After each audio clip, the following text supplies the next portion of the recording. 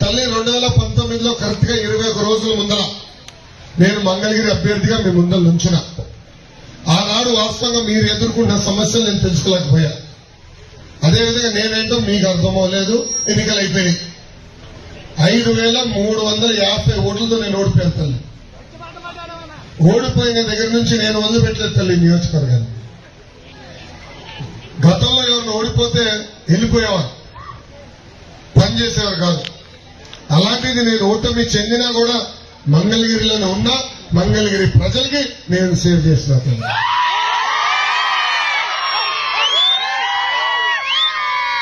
ఈ రోజు ఈ సభాముఖంగా కరకట కమలాసన్ గారికి సూటిగా ప్రశ్న వస్తుంది.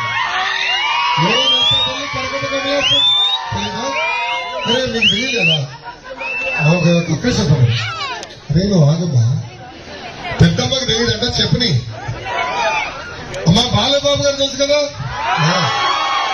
పవన్ అన్న తెలుసు కదా, వాళ్ళిద్దరు కదా అద్భుత నటుడు ఉన్నాడు. అతని పేరు కరకట కమలాసన్. మన నియోజకవర్గ శాసనసభ్యుడు ఆల రామకృష్ణారెడ్డి గారు. ఆయన ఎంత అద్భుతంగా నటిస్తాడంటే 6 నెలల క్రితం నేను రాజీనామా చేస్తున్నా, ముఖ్యమంత్రి గారు అనేక హామీలు ఇచ్చాడు నియోజకవర్గానికి, ఏ ఒక్క హామీ నిలబెట్టుకోలేదని చెప్పినాడు. ఆనాడు ఆయనే చెప్పారు నన్ను మంత్రి చేస్తానని చేయలేదన్నాడు. నియోజకవర్గానికి 2,000 కోట్ల రూపాయలు ప్రతి సంవత్సరం ఖర్చు పెట్టి అభివృద్ధి చేస్తానని ముఖ్యమంత్రి గారు చేయలేదన్నారు. ప్రజలు అనేక ఇబ్బందులు ఎదుర్కొంటున్నారు, బాధల్లో ఉన్నారు, వాళ్ళ సమస్యలు నేను పరిష్కరించలేకపోతున్నారని ఇంకా వద్దు నాకు రాజకీయాలని రాజీనామా చేసి షర్మిలా గారి ఎన్నికల పరిగెత్తుకుంటూ వెళ్ళాడు. తర్వాత 2 నెలలు ఏమైందో నాకు తెలియదు, ఏం మాటలు కుదిరినా నాకు తెలియదు. మళ్ళీ సడన్ గా ముఖ్యమంత్రి గారి ఇంటి ముందర కంప్లీట్ చేయడం కరకట కమలాసన్. పక్కన కట్ చేస్తే సీను ముఖ్యమంత్రి గారు కండం వేస్తున్నారు. ఇంత అద్భుతంగా నట్టుడుతాడు. ఇలా ఎన్నో నటనలు చేస్తాడు. రేపు వస్తాడు మళ్ళీ క్యారేజ్ పట్టుకుని పొలంలోకి వస్తాడు. మళ్ళీ అదేదో క్యారేజ్ ఇచ్చినట్టు ఒక యాక్టింగ్, మళ్ళీ ఇంకొక యాక్టింగ్, ఇటు అద్భుతమైన నటన మొదలు పెడతాం. తల్లి నటన నాకు తెలుస్తాను.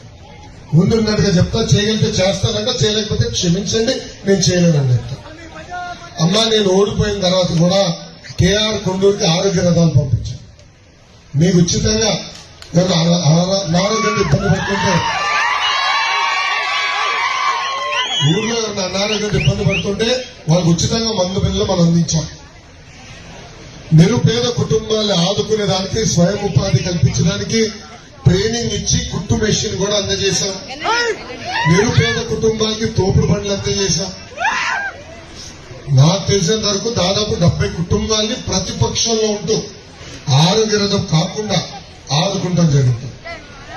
అదే గాని మీరు నన్ను ఆశీర్వదించి దీవించి భారీ మెజార్టీతో శాసనసభ పంపిస్తే నియోజకవర్గ రూపురేఖ మార్చే బాధ్యత నేను తీసుకుంటాను.